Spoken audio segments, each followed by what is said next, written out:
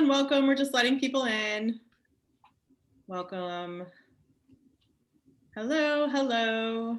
Come on in to our virtual room. Just be a moment as we're letting you all in. Thank you so much for joining us. Excellent. Great to see all of you who have your camera on. It's really nice to see you. I hope some of you will be cooking along. I'm excited to see that. Feel free to keep your camera on or off. It's totally up to you. Just be another moment as we're letting everyone in. So nice to see familiar names now that it's been a whole year of doing these virtual programs. I feel like I know some of you, even though we've never been in person together. All right, well, welcome everyone. It's great to have you here. My name is Sari Kamen. I am the Public Programs Director of MOFAD, the Museum of Food and Drink. I know that some of you are regulars to our virtual events. Welcome back. It's great to have you. And for those of you joining for the first time, it's wonderful to have you be part of our community this evening. Like I mentioned, we've been doing virtual events for almost a whole entire year, which is absolutely crazy. And even though it does feel like things are shifting in the world, we will keep doing virtual events for the foreseeable future, because it is so wonderful to be able to connect with people all over the country and in some cases even the world. I know there's people coming in from Germany and other places this evening, which is exciting. I wanted to let you know quickly before I turn things over to Julia and Reem that at MOFAD, our virtual events are the sole thing that have been supporting us throughout this year. We don't have a museum that's been open because of COVID. So it really has only been the virtual events that have been keeping us going and your support. So thank you for that. We are starting a membership drive next week. It's a 5-day membership drive beginning on Monday, May 3rd, which is the 1-year anniversary of our online programming. So each day, new members will receive a special perk from our food and drink community. We have really great different things that partners have donated for this membership drive. So make sure to follow us on social media, and you can join our newsletter as well to see what those perks will be. And as always, I will make sure to follow up with everyone tomorrow in an email and send you information about our newsletter and of course the social media handles for Julia and Reem and the other things they're working on. So with that, I'm going to have both of our lovely panelists introduce themselves this evening, starting with our guest of honor, Reem. Thank you, Sari. So my name is Reem Kassis, and I recently wrote the Arabesque Table, and prior to that, the Palestinian Table. And we're here today to talk to you guys about the book, and then at the end do a cooking demo, which I'm super excited to be doing with Julia, who will tell you a bit more about herself now too. Yeah, my name is Julia Turshen. I am also a cookbook author. I recently had a book come out in March called Simply Julia, and I have been through the virtual book tour experience, and it is a pleasure to be on this side of it and just get to ask Reem questions about her and her really magnificent book. So thank you, Reem, for inviting me to be a part of it. I've really been looking forward to this. Oh, totally. And I love MOFAD, and I've had some of my favorite just conversations within the walls of MOFAD and now virtually. And yeah, I'm just really grateful for everyone for coming tonight. I think to voluntarily come to a Zoom on like a Tuesday evening. Is it Tuesday? I don't know. I don't even know anymore. I just, that says a lot. So thank you all for joining us. Yeah, I'm going to talk to Reem for a bit. Reem is going to show us one of the recipes from the book, and then there will be time for a Q&A at the end. I think that was all already said, but just I like knowing a plan. I write recipes for a living. So that is the game plan. So Reem, I was thinking about when I met you in person for the first time, and I don't know if you remember this, but it was a few years ago. We'll see if we have the same story.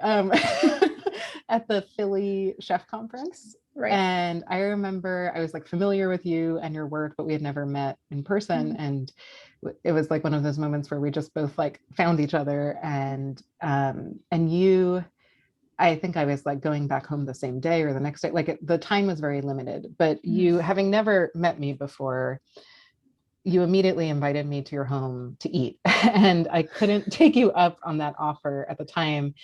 And I can't wait to take you up on it. But it was immediate. And that has really stuck with me. I remembered it. It was just very meaningful at the time to be in a place that is not my home and to be invited to someone's home. That was incredibly generous. And it seemed to me, you know, it felt personal, but I also don't think it's totally personal. I get the vibe that like, this is something you do. And I think you have this sort of intrinsic sense of, I don't know, warmth and generosity. And I think that comes through in your books. And I'm wondering, just in the spirit of welcoming everyone tonight, like, can you tell me a little bit about like where you learned that from, that like warmth, generosity, inviting nature that seems to be a part of you? So in a way, you said it's not personal. I do it with everyone. It's true, but I actually also mean it. Like I meant it when I saw you. I said, please come over for dinner. And I say that to everyone that I meet. And people sometimes look at me like I'm weird. Do you really mean that? And I genuinely do. But when I think back on where does this come from, I think I have images of, you know, I grew up in Jerusalem, but my parents are from two different villages. And specifically in my father's village in the north, I have these images in my mind when you walk up, it's a very hilly village, and you walk up and down throughout, and there's neighbors who are always sitting out on their balconies. And whenever you pass by someone, the first word they say is, come in, welcome. And it's just part of the culture that your doors are always open and people always come in. So to me, it's just a natural instinct that the first time you meet someone, the first thing you say is, come on in and have a cup of coffee, have a meal. And when I was researching actually this book, I came across a tidbit that I had heard in passing, but I was able to verify it this time, that in Bedouin culture, which is also Arab culture, you're actually, even if an enemy comes into your territory, you're not allowed to attack. You're not allowed to ask them why they're there until you've fed and hosted them for 3 nights. So I do not get my, you know, sense of generosity from there, but I think it's somehow ingrained in Arab culture that you invite people in and you welcome them, and that's how you express your love with food. Yeah. So it's something you grew up with. It sounds like. And the invitation still stands. Oh, well, thank you. I'm definitely gonna cash in that rain check for sure, and I can't wait. And it goes both ways. Thank you. Before we kind of jump more into this book, which is really just such a special book, just to get everyone on the same page, a lot of people might know the following, but some people might not. And I just like when we have like a shared understanding of terms. Can you define Arab and Arabesque? Yes. So Arab cuisine is, and we were very particular when writing this book with the publisher about calling it Arab versus Middle Eastern, because Middle East is a very vague term and it means different things to different people. It's not always technically accurate. And the thing that I find is in common with this food that I write about is the acculturation under Arab and Islamic rule since the Middle Ages. And there's 22 countries in the Arab world, and those are the ones whose food features predominantly in this book, even if there's a heavier focus on Levantine cuisine, just by virtue of the book's personal nature and where I'm from. But the book is not called The Arab Table, and there's a reason for that, because one of the things I remember, I met with the editor on this book and she asked me, she said, what is different about this book from everything else that's out there? And I said to her, it's honest. You know, it tells you what it is. It's not purporting to be a national cuisine while putting in fusion. Fusion is great, but if you're going to do it, at least be honest about it. And in this book are a lot of recipes, some that are very traditional, some that are old from the Middle Ages, but adapted today, and some are fusions of different experiences or inspiration. And the term Arabesque, the reason we chose to call the book such in the end was Arabesque is a pattern in Islamic and Arab art of intertwined patterns. It's almost infinitely intertwined, and you can't tell where one starts or one ends, even if you can tell the separate patterns. And what I felt was national cuisines, which are a relatively recent construct, only coming about with the rise of the nation state, are like those individual patterns. But food as a whole is something that has been around since the start of civilization, and you cannot easily delineate where one dish has come from or where exactly it started or what influences come on it, because the ingredients come from so many different places and different people cook it in so many different ways. And I felt Arabesque conveyed that the most. Mhm. And then there were, of course, a couple of other underlying reasons that I didn't even touch on in the introduction, but like arabesque is a ballet move, if there are any dancers in the audience, and it's, you have one foot firmly rooted on the ground and a hand reaching out to the front. And I felt Beautiful. that's what I'm trying to do. You know, we're trying to move into the future to see how food evolves, but you need to be firmly planted in the past and understand the history to do that with integrity. So. Yeah, that's beautiful. Thank you for sharing that. Can you tell us a little bit about the decision to go from your previous book, The Palestinian Table, to this broader kind of lens? Like what informed that? What made you want to write this book? Yeah. So I wasn't supposed to write this book because I said, you know, that's how most books start. Right? So I said, The Palestinian Table, first and last book, it's the book I have in me. It's my family's recipes, blah, blah, blah, done. And then the book came out and I started doing these interviews and people start asking questions like, what's the difference between Palestinian and Lebanese and Syrian and this and that? Or what's the issue between Palestinians and Israelis over culinary appropriation? And I started digging more into this idea of national cuisines and what it means. And at the same time, I was seeing this rise in cookbooks that say we're one national cuisine or another, but everything in it is fusion. And I wanted to put a book out there that kind of explained this difference. It showed that, yes, cuisine can be very important to our national identity, but cuisine is inherently cross-cultural. And if you want, you know, fusion is not new, especially not to our part of the world where centuries of occupation and migration and empires have influenced the cuisine. But if you want to write a book about dishes that are an amalgamation of different cultures, which our food inherently is, everyone's food is, I don't think there is such a thing as authentic cuisine anymore, then you have to be honest about that. And so I wanted a book that showed that these two things were not mutually exclusive. And as usual, the book came about as a result both of learning something new and being frustrated with something that was there, and the idea for it came about. Yeah. Do you feel less frustrated having put Slightly, this book actually, out? yes. Yeah, because good. I was nervous that people wouldn't understand what it was about, that people would think, oh, here's another, you know, Middle Eastern cookbook. But now that it's been out for a month and I've been speaking to more and more people actually get it. And I don't know if just what's been happening in the food world lately and more cognizance of issues of appropriation and the need to pay respect to the origins of certain foods, it feels like it came out just at the right time where people are getting the message I'm trying to convey. So yes, the frustration. I'm glad it's subsided. I think you've made a really valuable contribution. And I think in terms of the timing of this book, I mean, this book could have come out anytime, right? Like this isn't a trend book. But I think there is something, I don't know, something that really struck me reading it right now was the fact, I wrote down this line you wrote in the beginning, that you crave the things that say welcome home. But you also wrote this book and, you know, edited it and everything over the course of a global pandemic when you are separated from many people you love, as are many people. I'm sure everyone tuning in tonight knows that feeling. And you speak so much about separation in this book, about the diaspora, various diasporas.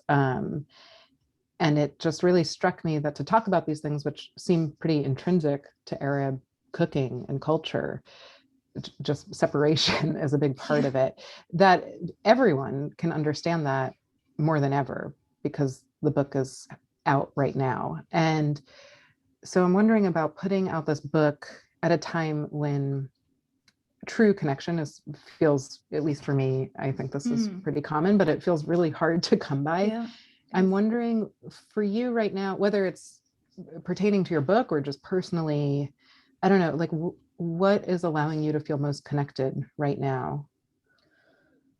So to be perfectly honest, it's been a hard year where I haven't felt a sense of connection the way I like to. And you know how you said you invited me over? That's the way I build community wherever I am. And when we moved to Philly, it was supposed to be temporary and we ended up staying here. And the way we ended up making friends and building a strong community was by having people over all the time. It just, our house became kind of like the train station where everyone came in and went. And this year, all of that just dissipated. It was gone. I mean, I didn't see anyone and we were home most of the time. And I started to realize how much food and cooking and just being around the table, even if it's not an elaborate meal, how much support that provides. So in that sense, it was hard to build connection over it. But throughout the period, I think it was realizing that because of those networks that we'd built through food and through eating, there was this like core group of people that we remained in touch with. And we would do virtual date nights with like me and my husband with our friends after the girls went to bed. And it was always, we're eating separately, but you're sharing something that is personal and intimate. And I think that's what food is, right? You're inviting someone into your home. It's not just you're giving them food, it's you're sharing your backstory, your history, your emotions, your hard labor, all of that with them. And Zoom has helped with doing that, but there is no substitute really for that in-person interaction. Yeah, absolutely. I think my question was a pretty imperfect question, because I think that connection truly is, it's irreplaceable to sit around the table with people and cook for people. And I think that's something I've been reflecting on a lot, as I think many people, whether you write cookbooks or not, just or anything, right? Yeah, I think the fact that we all miss it so much reminds us how important it is. So anyway, that's not a question. No, but it's true. I mean, we often like think of how many times prior to COVID where you'd say, oh my God, you know what, I have this deadline, or I have to do this. I'm not going to meet with these friends. I'm not going to have someone over. And now you realize like those were, yes, your work is important and it's what you need to do to move forward in life, but life is worth living because of those experiences that you have. So it kind of makes you reevaluate your priorities. But, yeah, definitely. Switching back to work. to work as opposed to therapy, but yeah. I'm all for it. I want to talk to you about your process with this book. Can you, just a few different parts of it, the research, the writing, the photos. Can you take us through just a little bit, just how you approach this book, maybe differently than your other book, maybe the same, like what were some of the parts of making this book? How did it come to be? Because there's a lot in it, and I know that doesn't come from nowhere. No, it was very different from the first book, and also a lot scarier than the first one. So with the first book, it was simple in the sense that these are recipes I had grown up with. I was very familiar with them. It was just a matter of testing them to make sure I have the exact ingredients down to the gram, reverse engineering the ones that my mother refused to measure for me. And that was easy, you know. This one, it was a lot of research went into it. It wasn't, oh, hey, here are these recipes, let's transcribe them. It was, well, what recipes are going to tell the story that I want to tell? And the research, a lot of it happened before the writing, but a lot of it was happening simultaneously as well. So the end product actually is very similar to the proposal, but still different, because a lot of things, you know, the focus on Arab versus Middle Eastern, the heavier focus on history, because the original idea was, I want to capture this cross-cultural and modern table. And once you start going down that route, you realize you cannot do it with integrity if you don't cover the history. So the research involved a lot of archival materials. So ancient medieval cookbooks in Arabic, some of them have translations in English, which was very useful. And then also there was the on the ground research, if you will, where I'm talking to people who live back home, people who live here but are immigrants in different countries, Arab immigrants, and how that has affected their cuisine. The writing part, so I actually wrote all the recipes first, and then I wrote all the other material, which I tend to do because I feel like your understanding of the book is informed so much by the process of writing the recipes and figuring out what goes in and what doesn't, and the research. And then the very last thing I did was write the introduction and come up with the title, which all happened during COVID, during the photo shoot when I was back in Jerusalem. So that was a whole other ordeal, but yeah. So the book was photographed in Jerusalem? Yes, same as the first one. So we photographed it at my parents' home. The first one, we did it there because it just made sense in terms of atmospheric shots and the subject matter. This one, it was in large part because of the photographer, who was great. So I wanted to work with the same person. And there's no stylist on site. It was literally the photographer, me and my mother. So she and I cooked, I styled, he photographed, and that's why it's paired back. How, I mean, I know this isn't a question you can truly answer, but maybe just doing your best. I'm curious now. Yeah, how does your mother feel about the book, so having had such a role in it? I think she loves it, but I don't think she will use it. Amazing. The first one she uses, which is so funny, because whenever I used to ask her for recipes, she would say a bit of this, a bit of that. can you measure like this particular recipe for me? Measurements don't work, so on and so forth. And now that the book is out, she references it all the time. Okay, so for these cookies, we need this proportion of flour to this proportion of butter, or so on and so forth. This new one, she's more of a traditionalist, so I doubt she'll be flipping through its pages and cooking from it regularly. But you know, she displays it and she passes it out to her friends, and she's always like, "Can you order us more copies?" And you know, she's your publicist. It's very cute. Yeah, that's really sweet.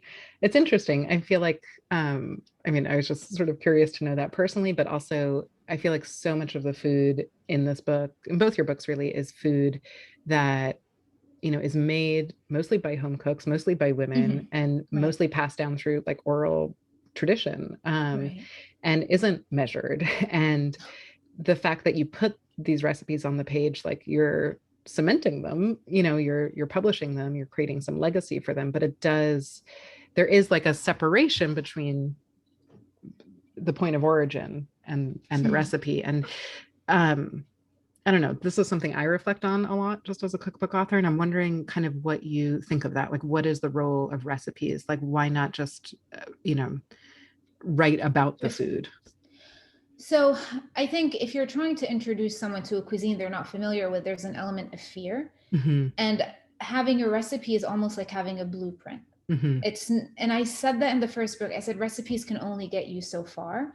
And I can't count the number of times I said in this book, take this recipe as a blueprint. You know, I even at one point did like a control search on Word. How many times have I used the word blueprint in this document? Amazing. But that's really what it's meant to be. And that's why I try in the head note or in the recipe to describe what you're looking for. You know, what is the flavor profile? Is it supposed to be so sour that your lips pucker, or is it supposed to be just a mellow acidity to it? Because this way, you know, those things look differently to different people. So you put the ingredients there, you put the measurements to help someone get over that fear and have something to follow. But with the exception of baking and desserts, which are sort of scientific, probably why I don't perfect them, because I don't like to follow things to a T. Most recipes are forgiving. And you'll see with the one we do right now, I was actually thinking when I was prepping before, you know, I put a thing of salt and lemon and I didn't measure anything. And I was like, I'm going to sprinkle it. And people will inevitably ask, how much did you just put? And I will say, oh God, I don't know. I just eyeballed it, right? But I think once you start cooking over time, you develop this innate sense of this seems like it's enough, this is not, and you taste as you go along. But that comes with time. So for beginners, you do need some kind of, it's like hand holding. I totally, I get it. And I agree. And I feel like that's why I do the same in my work, because I want to hold people's hands, right? Like you want to support people who are, especially who are new to whether it's cooking or to a particular culture you're sharing. So for me, that process helps me clarify, who am I writing for? Like, it sounds like for you, like you're not writing this book for your mother. Like, yes, she's proud of it, but like she knows how to make all this, right? Do you, with that in mind, I mean, something I was really curious to ask you, and I have to be honest, I don't know exactly the right way to phrase this, but I will just try and not overthink There's it. no right or wrong. But like in terms of who you wrote this book for, and if it's people maybe unfamiliar with this part of the world or all these different countries or the history of these countries and how the borders and boundaries have changed, and they are both meaningless and incredibly meaningful and impact people's lives. Like, I don't know. I feel like in this country, in America, like the word Arab is, I think it's misunderstood. It has a negative connotation. Yeah, that's why I wanted to define it up first. It does often have a negative connotation, which I think is quite unfortunate. And I'm wondering what, in addition to buying your book, cooking the recipes, understanding the beauty of this food and the history behind it, you know, these things that I think I would hope everyone choosing to tune into this, it already feels like something they're interested in doing. But what are some things that specifically like American home cooks, like thinking about that audience, like what are things American home cooks can do, I guess, to just better support Arab home cooks and everything? You know, we have so much in common. We're all cooking at home. We're all So I'll just leave it there. I mean, you kind of touched on it when you said it. People are afraid. They have this negative connotation in large part because of what you see in the news and the media. And there is, and I'll get to this in a second, you know, there is this onus, this burden on the American population to understand, but then there's also a responsibility on us as Arab food writers to share the stories and to make them more accessible to the American audience. You know, it goes both ways, I think. Mm-hmm. And that's what I was trying to do with the first book, which is share a narrative about Palestinians that is very personable and kind of puts a human face on our experience, which is so different from the narrative you're used to seeing in the media. And I'm trying to do this as well with the second book, but with a wider angle, if you will. In terms of what American cooks themselves, people here can do, it's a lot of it is just sometimes getting to know someone personally. You know, if your neighbor, if your colleague at work, if your kid's classmate is from that culture, like, don't discount it and assume it's so different and it's so scary. And this is another thing, you know, get to know them and you will realize you have more in common than you thought, and you might get to eat delicious food. They'll probably tell you to come over as well. But another thing, and this is probably, I don't know if you'll find this unusual or not, I would say read fiction from those cultures. Like for me, I've always found, if I'm going through this binge of watching Korean drama right now, which was precipitated by reading a book by a Korean author, and I always find fiction draws you in a way that other things cannot. And reading, you know, especially books that, and most books, actually, a lot of literary fiction does touch on food. And when you read those books, even if you don't want to read so much, if you watch TV shows from that part of the world, you start to see a picture that is so much more human than the one that's portrayed on the news channels that you watch. So I think, you know, going towards the art of that culture and being open to the people from that culture that you know is a very big and good step in the right direction. I agree so much. I think that's such smart and helpful just advice in general. It reminds me, I don't know if you're familiar with her work. I'm not sure if this is a genre you read, but one of the like most successful and just greatest contemporary romance writers is a writer named Jasmine Guillory. I don't know if you're familiar with her work. I don't know why the name sounds so familiar. She's like super into food. I bet she's like a fan of yours. If she's not, she will be soon, because I'll tell her about you. But she's written all these really wonderful romance novels. She's a Black writer, and she, you know, her books center on Black women, and not just their romantic relationships, but, you know, their friendships and everything. Right. And she wrote this great piece. I think it was for Time Magazine, because sort of over the past year with, you know, I think a lot of the country just understanding that racism continues to thrive. I don't know how to put that, but she wrote this piece about, you know, like there's so many books about racism and anti-racism that are selling so much, which is so wonderful, so important. Those books should sell. But she was like, also read fiction about Black people and their experiences. And I feel like what you just said, I mean, it applies, I think, to any group or community that has been othered in any way, because I think when we just know each other by labels and not as like people, we lose that sense of humanity. And I remember reading that and just kind of holding on to it. And what you just said just reminded me of it so much. I mean, it was the same advice. So I just wanted to share that, because I think that's another reminder of, I guess, the Arabesque table, this sort of intertwined thing that, you know, all these experiences do relate to each other. And it's true, but it's also, like you said, you know, there's all these books about how not to be racist, the same way there's a lot of books that are political and talk about, you know, the Palestinian struggle. And I was actually criticized for my first book by some people saying, your book's not political. You don't even mention the word Israel in there once. And I said, that was intentional. My book is not a political manifesto. It's a book that shows you a human side that anybody can relate to. Yeah. And I think, you know, they're different tools that serve a common mission, and you need both of them, but you can't expect people to be everywhere at the same time doing everything all together. Yeah. So I agree with you and with Jasmine in that. Yeah. And I think there's, you know, I think they're all important and there's room for all of it. And I think the personal is also political and vice versa. And it's like, I think the only thing that will change narrative is storytelling and getting to know people. Yeah. And I think it's a huge part of why I just so firmly believe that cookbooks are so important, because also then they become other people's narratives, because you cook this stuff, like it becomes part of their story. Anyway, enough about my thoughts on all this. I love your thoughts. This is what we were saying. We could sit here for hours, but people will get bored. Yeah, no, totally.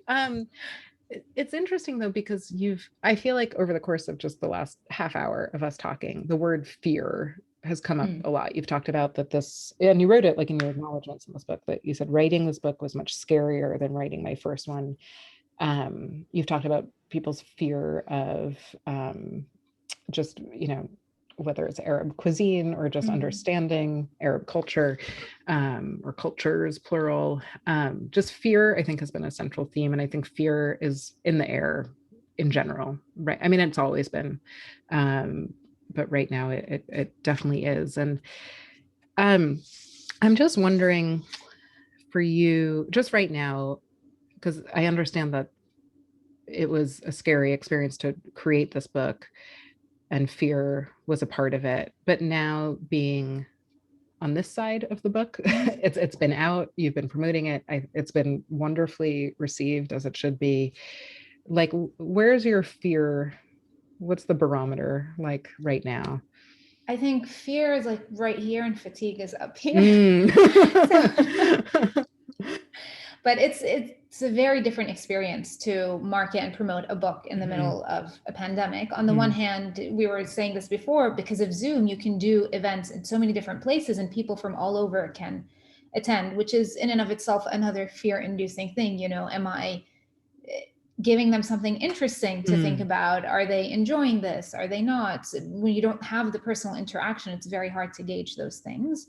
But I would say the fear has subsided considerably, because part of that fear was driven by a worry that people would not understand what it was that I was trying to do, that it would get lost in all this noise. And I'm realizing more and more, everyone gets it. They get what the point is. And we're starting a conversation on this topic. And that was the best outcome I could have hoped for. So that's wonderful. I'm going to ask you a question that's probably quite lazy on my part, but I think is worth asking. In these conversations you've been having so many, with such a wide range of people, and you've helped start a lot of conversations. And within all of these conversations, like, is there a question that you haven't been asked that you wish you've been asked? Like, is there a topic or something? Is there a story you wish to tell that no one is prompting you? I basically just want to make sure you get to share it. I don't know what it is. Yeah. Honestly, I've been, like, knock on wood, I've been lucky. Everyone that I've spoken with, the conversations have varied, and like this conversation was amazing. I mean, these were all questions that actually no one had asked before. I was getting to a point where I was worried if someone attended more than one event, I sound like a broken record because I'm answering the same questions. What's your favorite recipe? What's this? What's that? And it was beautiful right now to be able to talk about the heavier, or not heavier, but let's call it the more, substantial material behind why I did this book and why it's important to do it right now. So I think you touched on every single one of those points. Well, I just wanted to make sure there was. Yeah, no, you did. Before we turn to your stove, we're all going to turn around. I actually have one more question, just logistic, like cookbook author to cookbook author question that I think might be interesting to readers. The way your book is organized is so, to me, it's fascinating. This sort of combination of ingredients. It's not organized. I was thinking about all the different ways you could have organized it, right? Like, it could have been by country, but then what does that even mean? It could have been by, breakfast, lunch, or dinner. Right. I don't know, all these seasons, like all these things you see in other books. It could have been by single ingredients. And you chose to organize the book in these combinations of ingredients. And can you just tell us briefly, I meant to ask you this earlier during the process, but we were talking about other stuff. But yeah, I'm just so curious about this. Like, how did you come to that? Like, were you thinking about organizing it in a different way and then you got here, or you thought about this at first? Like, how did that happen? So initially, I wanted something that's very user-friendly, which if most people don't pick up a book and think, hey, let me figure out what ingredients to use today, unless you're buying something for that purpose, you're probably looking, breakfast, lunch, dinner, main course, appetizer, side, dessert, etc. But at the end of the day, I looked at what am I trying to do with this book? I'm trying to tell a story, and it's a story about the evolution of food. And you can't tell that story with dishes. You can only tell that story with ingredients, because it's not dishes themselves that travel throughout time. It's ingredients. You know, it's tomatoes that went from the Americas to Europe and then the Arab world. It's chilies that made their way to Asia. It's spices that dictated how our world looks like today, basically. Yeah. So that's why it's not just single ingredients, because spices, for example, they were a chapter. Grains themselves, the different grains tell different stories about the evolution. And then there are other ingredients that are just naturally, you know, they have an affinity to each other, like acidic ingredients.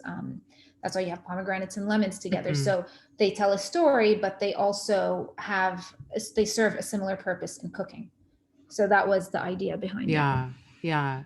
Well, I just, from, you know, one storyteller to another, I appreciate how you organize this and the thoughtfulness. Thank you. Sort of behind that. It's really cool.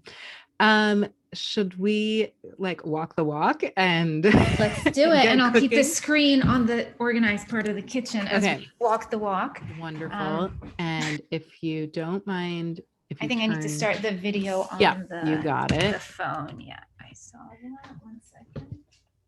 This is the this is like the part when you remember in the before times when you could go to the theater and then you see the people wearing like all black, you know, changing the props on stage. Yes, you get to see like all the behind the scenes.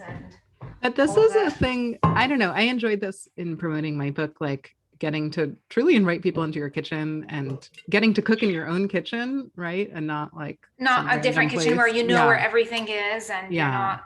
Yeah. But then it also means like, you know, we have dinner on the earlier side now, and I'm running around making sure the girls haven't left like a sock in the kitchen or God knows what toy on the table. So what did your children have for dinner tonight before this event? You're gonna laugh. Lasagna. Why am I gonna laugh? Because everyone thinks like, oh, you must be cooking Arabic food for them, and no, they're very picky. You know, if it were up to my 7-year-old, she'd have sushi for dinner every night. My 5-year-old, she takes more after me, but 7-year-old, nope, sushi, bacon, smoked salmon, all these like very weird, not weird, but very strong flavors. Salty. So salty, yeah. All salty. Yeah. All salty. I mean, it sounds good to me. I'll take all of it. What I think everyone knows, but if anyone doesn't, can you just remind us what you're going to be making? Yes, so we're making a very simple dish of fava beans with coriander and garlic. Traditionally, the way it's made back home, it's made with the entire pod, because you pick them fresh and you chop the whole thing, skin and everything, and you saute it with garlic and coriander, and you actually cook it down so much until the color becomes almost gray. Here, we're not doing that. We're using just the pods on the inside that have actually not only been shelled, but also skinned, because that allows them to keep a green color. Fava beans are not easy to find all the time. You can find them in the frozen section in Arab or Middle Eastern grocers, but even then it's, you know, not all the time. In spring, you can find them in farmers markets. You can substitute it for lima beans. I haven't tried it with edamame, but I imagine it would be pretty similar, especially because it's green. And lima beans you can also get frozen and they're already ready. Exactly, they're easy. And those you can find anywhere. You know, you can get them at almost any mainstream supermarket. So right now, what went into your pan already? Olive oil? Olive oil, yeah. I just eyeballed it. It's probably like around 2 tablespoons. You're mother's daughter. I am. I know. I always say I'm not, but I am. But then I taste as I go along. So that kind of deals with the whole, you know, did I do the right amount? Did I not? And so now we're doing garlic cloves. Probably for this amount, I'm going to use about 2 whole ones, but you see me peeling 3 because I'm using a garlic press. And so a lot of it ends up staying stuck inside it. And I know people will often tell you, oh, don't use a garlic press, it's bad. But honestly, if it saves you time. So I don't want to sit and chop and whatever. I have no judgment. The only reason I don't use them is because I hate cleaning them. Yeah, you have to like clean it straight away, or otherwise it dries off and it's not ideal. So the 2 garlic cloves went into the pan. I'm going to put just a tiny sprinkling of salt. This isn't to flavor it. This is more just to help the liquid come out of it. And we're going to liquid out of the garlic. Yeah, you know how like if you put salt on tomatoes, it drains it a little bit. This just Mhm. speeds up the cooking process. Or so wives' tales say back home. So. I mean, like if your mom does it, do it. Exactly. I'm like, I'm not going to question, you know, Yeah. we'll figure it out. We'll see. So while I'm waiting, it's on medium heat, medium to low heat. While we do that, I have some coriander here that I'm just going to very finely chop because this is Coriander going to also being cilantro. Sorry, yeah. So No, actually, sorry. You're like way more global than I am. I get confused because also when I'm writing the books, I have to include both the British and the American names for things. And so I start getting confused, and with the spellings as well. Like, is it O for color? Is it just O, or is it OU for gray? Yeah. Is it E or is it A? And I mean, it's like funny, but it's also like it speaks to the fact, like how we were talking a little bit about like borders and countries, and these are constructs, right? Like, exactly. so it's like coriander and cilantro, And like fresh cilantro. coriander and cilantro, same thing, just different words. Like, I just feel like Exactly. there's something someone smarter could probably say about what I'm saying, but I feel like you know what I mean. I know exactly what you mean. Okay, So your the garlic garlic is now sizzling. it smells so good, and I it's bet it starting to does. brown, but you don't want it to brown too much and burn. And then Okay. you're just going to add the fava beans. So are those defrosted or are they frozen? Yeah, they're defrosted. So they Okay. were frozen. I defrosted them. And right now, I mean, these don't need much cooking because they have been frozen, so they've probably been blanched before. This is where we're going to salt it.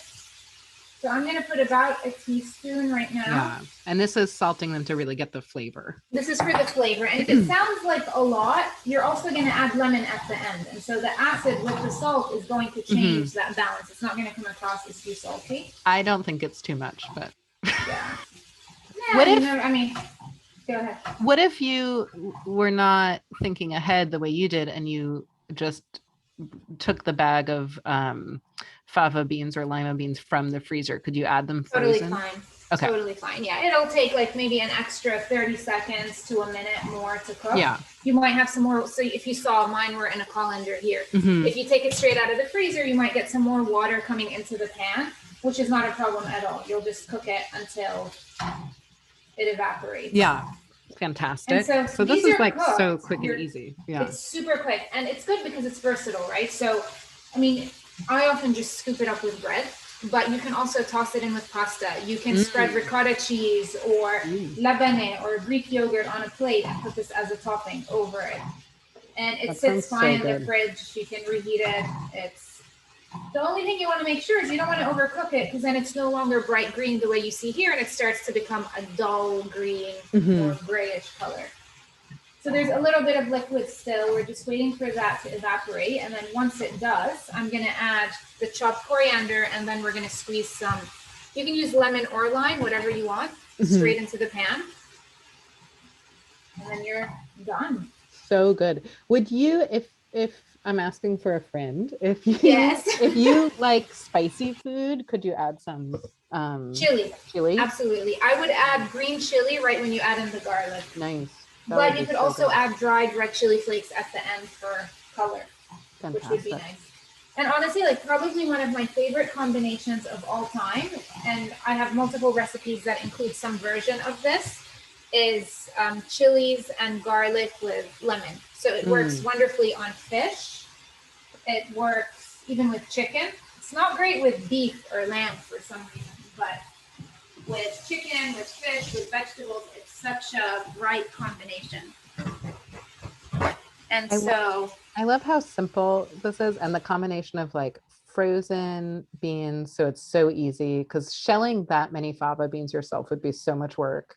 Yeah, we did that for the book. It was I always feel like frozen fava beans should be like 10 times as expensive as they are. I'm like very grateful they're not, but like that's so much work. I'm sure there's it is a lot of work. And then, but what's more work is not the shelling is fine. I can stomach it, but having to peel the internal skin, that one is. Yeah. So I think we're good here. I'm just going to squeeze the lemon.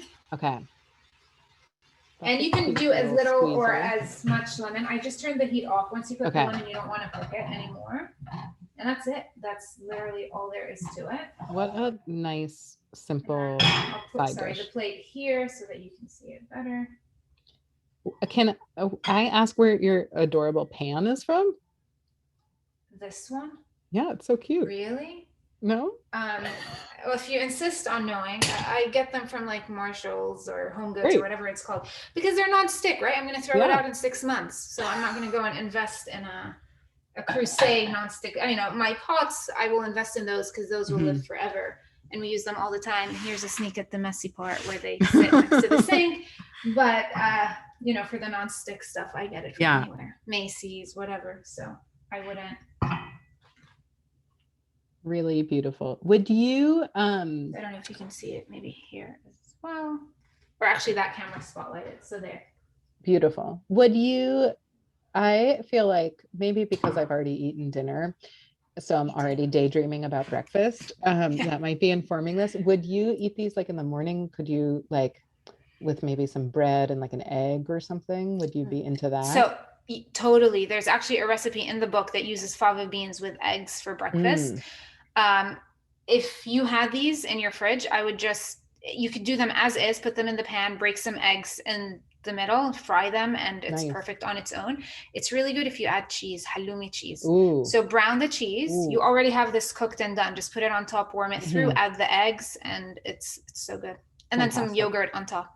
That sounds dairy on dairy, carbs on carbs. That's what I eat. So when I come over for dinner, I can sleep over and stay for breakfast. Yes, right? yes, you can. I'll Absolutely. wash all the dishes. I'll wash all the dishes.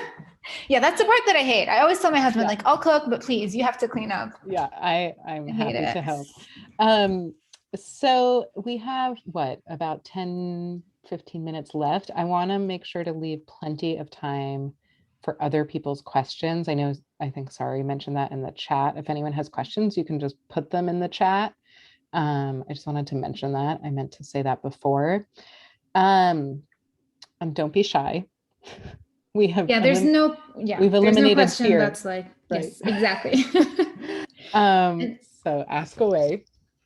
Sorry, there's no question. I was just going to say, there's no question that's too small or too silly, or just honestly ask away. And it can be about anything. It doesn't have to be just about cooking. So. Well, while we're waiting for that, oh wait, hold on. Sorry, asked. Okay. There is a few more. Yeah. Do you want me to ask the questions? Or sorry, did you want to come back? And I'm sorry, I can't remember what we decided. Oh, I'm sorry. I forgot that we also, I did tell you I would help you with the question. Oh, good. Okay. Well, I just wanted to know, Reem, like, what are the dishes that are most reminiscent of home to you? Like, what are the ones that really like give you that feeling of like, this is where you come from? So most of them are from the first book because that's what I grew up eating. Generally, it's the stuffed vegetable dishes. So stuffed grape leaves, stuffed zucchini, stuffed chicken. Ma'loob is not technically stuffed, but it's a rice dish. But those are the ones that we ate on a regular basis. They're my comfort food, if you will. It's what my mother cooks the first day I come home. So that's home. Well, I do love your first book as well. Okay, we have a question from Michael. While writing this book, you mentioned that you embarked on a culinary history of Arabic cuisine. What did you learn that fascinated you the most? So I think the main thing, which I'd heard in passing, because I always say this, Arabs like to say, we invented everything, we did everything. But it's funny because you start to see that there actually is a very big influence of Arab cuisine on the cuisine of the whole world. So while a lot of the we did everything is an exaggeration, when it comes to food, there actually has been a very large documented influence. So things like panna cotta or blancmange, all these starch thickened milk puddings, they were brought to Europe in the Middle Ages by Arab traders. Spices, they spread across the world by Arab merchants who had a monopoly on the spice trade in the Middle Ages. Even I recently wrote a piece on the bagel and how its origins can be found in ka'ak, the Arabic ring-shaped cookies/bread.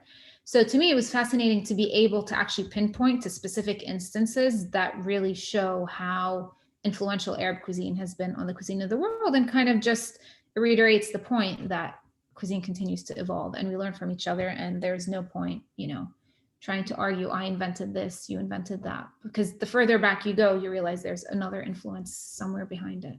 Mm-hmm.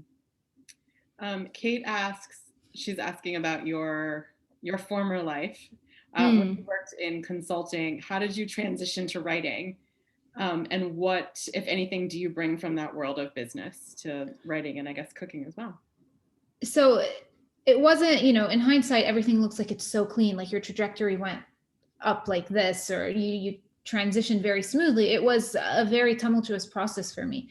I didn't enjoy working in consulting for a host of reasons, but I didn't give up immediately. I went back to school and got another graduate degree, and I thought I was going to go down the PhD route, and I worked again, and so on and so forth. But I kind of fell into writing. It was something I've always loved doing, but it was when I was on maternity leave in London, which gives you a full year. I can't wait for the day that the US does that too. But that's when I actually wrote the proposal for my first book. And once that book came to life, I kind of, it took on a life of its own, and I ended up staying in this profession. In terms of what I bring with me, I think this is where you realize, like, don't ever discount or underestimate your prior experiences. It was super helpful. I mean, my proposal for my first book, which was 250 pages, itself was 100 pages. So that was, I guess, a remnant of my consulting days where, if you're going to write a proposal, hey, you put everything in it, from like a market analysis and promotion plans to God knows what else, market sizing and so on and so forth. So those things were useful. And anything from like how to write an email to how to approach someone to pitch something to, so you always find things in your past that I think can help in whatever profession you decide to pursue. Yeah. So Nasli, hi Nasli. Nasli asks, what cultures, ingredients from outside of the Arab world do you think are most influencing Arab foodways today? I mean, it depends where, right? Because if you're in Lebanon, you see there's a lot of influence from French cuisine, simply because there's a huge French influence on the country itself. If you're in the Gulf, you see a lot of influence from the Indian subcontinent because it's closer there. And so you see more dishes similar to biryanis and curries. If you're in North Africa, you might see more influence from the Mediterranean, like Italy. But today, honestly, with the rise of the internet, you can be influenced by Korea or China or Thailand, because everything is so close. So it's hard to pinpoint one specific influence. Mm-hmm. Jen says, hi Reem, I have Lebanese roots and made, oh my gosh, I'm so sorry. Oh yeah, he made stuffed grape leaves. What an einab, yeah. To get ready for this conversation. That's awesome. Her kids like za'atar. What are your favorite uses with that spice mix? So I use it with menaish, which is a flat bread that's just topped with za'atar mixed with olive oil and put in the oven. So my kids actually eat that. Other than that, we dip bread in olive oil and in za'atar just as a snack. I mean, I have a plate right behind the screen because it's always on the table. And then sometimes I will put it in a breadcrumb mixture if I'm coating fish or chicken. Other than that, sometimes I also use it in marinating chicken, like skin on chicken. So those are, like, off the top of my head, the things I use it for. But there's a bunch of recipes in the book too. Yeah, and feel free to, chime in the chat if you use, I personally put za'atar on my eggs every single morning. Oh yeah, how did I forget that? That's, yes. I mean, za'atar on everything, right? True. With a spoon. Better. That could be your bumper sticker. Za'atar and everything. Yes. So I will be sending this video to everyone tomorrow who, it's in the follow-up email. So not to worry. Za'atar and avocado toast. Yes, 100%. Za'atar and everything. There's nothing that is, as far as I'm concerned. Great. Well, I don't know if anyone has any more questions. Oh, here we go. In addition to, they're like coming in now. I love that like Zoom delay. It always catches me off guard. Okay. In addition to the actual foods of a culture, there's always a part of the culture that is evident when you eat in the midst of it. Yes, like the invitation to come in. Is there an aspect of cooking and eating together in Arab cultures that one feels when doing it? How would you name that?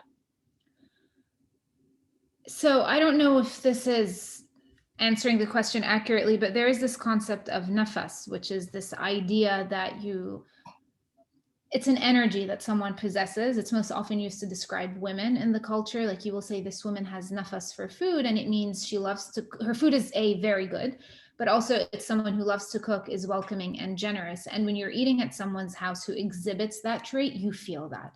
And that is a word for it that is elusive and difficult to define, but it's, when I saw that question, that was the first word that popped into my mind. That and generosity, I guess. I mean, it feels like a remarkably accurate answer to, a question that seemed probably really difficult, but Yeah. I well. was like, oh my God, am I going to know how to answer it? But yeah. I'm gonna let you pronounce Oh the. yeah, عكوب الخبيزة. Yeah. Yeah, is there an equivalent here that you could mention? Yes, so we'll start with khubeze. There's actually a recipe in the book called Swiss chard khubeze, which khubeze is a kind of mallow. It's difficult to find here, although in season you can find it in some Arab supermarkets, probably in like Paterson, New Jersey, Allentown, if you're in Pennsylvania, and I'm sure there's some places around in New York. But I use Swiss chard in its place. It doesn't taste the same, but depending on how you're cooking it, for example, the dish in the book, the predominant flavor there is the super browned onions that go into the stew. So there, the Swiss chard serves a similar purpose, even if the flavor is not identical. Akub is difficult. Akub in English is called gundelia, and it's a thistle. So it's actually very difficult to even deal with. So you pick it, and it has all these thorns on it that you have to take off. And then you have to soak it in water, because if you don't, those thorns grow back right while you're like finishing doing the rest of the akub. And it's fried, or it's cooked in a yogurt stew, or in a lamb broth. But I have not found anything that's similar to it. The one thing that there's this thing called cardoons.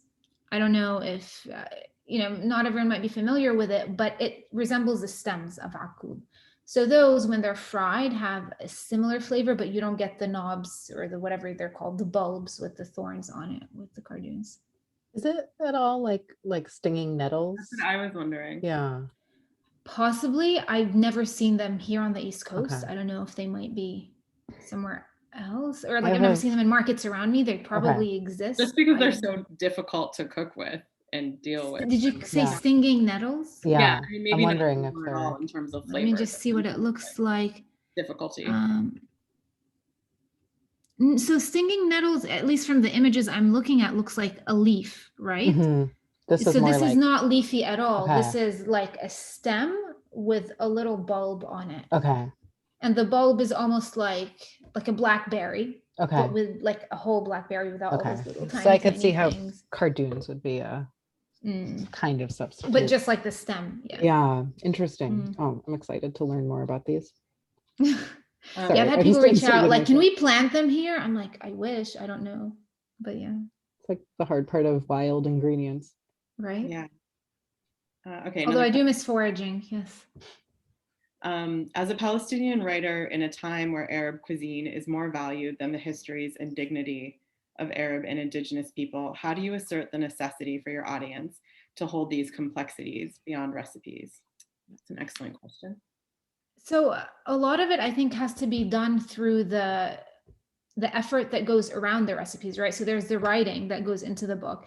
Then there's the writing that you do in other outlets. And then there's the speaking, so there's a reason that the book doesn't just come out and then you disappear into oblivion. You continue to talk about these things because now you have a platform. So you have a bigger responsibility to share that knowledge, because it's, what I'm saying is not something that's new. I'm not reinventing the wheel. I'm not coming up with something super intelligent or intellectual that other people have not come up with. I'm just simply lucky enough to have a wider audience at this point who can hear this from me. And so that's what I try to do, to keep that conversation in the limelight, if you will.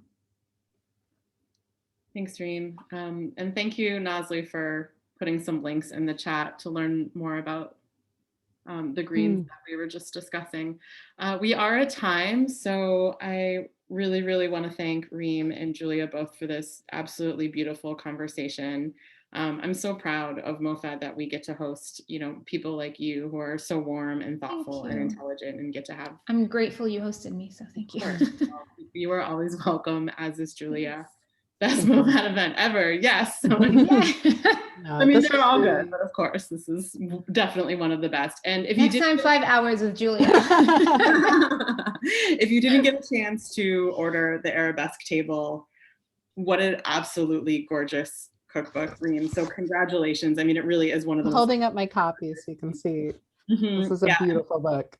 It is so gorgeous. And thank you so much to Kitchen Arts and Letters, who is our partner bookstore, who fulfilled and is shipping all the books to you for those who ordered. I'll make sure to also send the link tomorrow in the email. If you didn't get a chance to order it yet, please do. You will love And the books are signed, sorry. I don't know if they told you that, but I sent book plates, so they should be signed. Yeah, Kitchen Arts and Letters has signed books. And Julia's book is also amazing. And I will send you the link so you can order hers. I appreciate that. And I will just say about Reem's book, because it's much easier to say this about someone else's book, like Mother's Day, graduation, birthdays, like anniversary, like, oh, I miss my friend. Maybe they'll like this. It'll make them know I'm thinking of them. All of these reasons, like you can get people gifts for no reason at all, which is like the best gift. So I'm just reminding everyone, this is a wonderful gift. Thank you, Julia. And while we're on it and doing all this, also, it's not just Julia's last book, Simply Julia, but check out In BB's Kitchen. And then again, and all her other books, which are just as good. And this is, you can fill your shelf with both of us, and we can exactly. It's like we're there in your living room. It's true. I'll send you the link so everyone is well aware of both of these amazing authors' canon of cookbooks that you can buy for yourself and buy for everyone you know as well. So thank you everyone for coming tonight. It's such a joy as always to be in community with you. We are so grateful for your support and for helping us sustain and making these incredible conversations happen throughout this time and even going forward. Sorry about that.